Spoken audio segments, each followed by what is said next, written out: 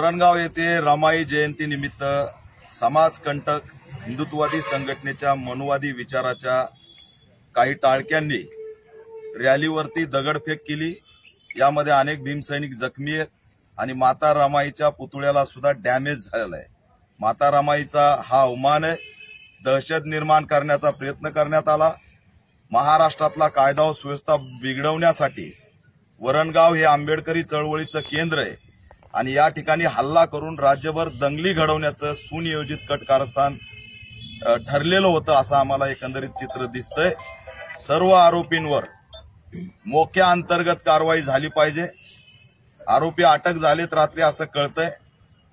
अटक झाले तरी त्यांची जी काही पाठीमागची गुन्हेगारी पार्श्वभूमी आहे त्या अनुषंगाने ते क्रिमिनल आहेत। त्यातला काळे नावाचा जो समाजकंटक मनुवादी आरोपी आहे त्याच्यावरती विविध गुन्हे आहेत, पोक्सोचे गुन्हे आहेत, अॅट्रॉसिटीचे गुन्हे आहेत, 353 चे गुन्हे आहेत आणि गंभीर स्वरूपाचे गुन्हे असताना तो या भागामध्ये कुणाच्या आशीर्वादाने वावरतोय हा सुद्धा प्रश्न या निमित्ताने निर्माण झाला आहे।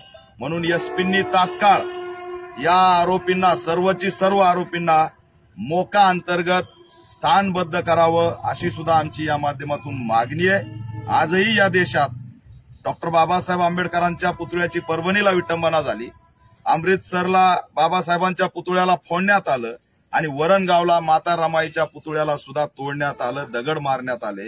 हे देशव्यापी डॉक्टर बाबासाहेब आंबेडकरांच्या समाजाला टार्गेट करण्याचं षडयंत्र आहे, याचा आम्ही निषेध करतोय। आज आम्ही पोलिसांना भेटून निवेदन देणार आहेत आणि या सर्व आरोपीवरती कठोर कारवाईची मागणी करणार आहेत। दुर्दैव हे की राखीव मतदारसंघ आहे, इथले आमदार भाजपाचे सावकारे हे दलित आहेत, तरी सुद्धा अद्याप या घटनास्थळाला भेट द्यायला आले नाही, दलितांवरती झालेल्या हल्ल्याची विचारपूस करायला आले नाहीत, माता रमाईचा पुतळा फुटलाय तो बघायला आले नाहीत।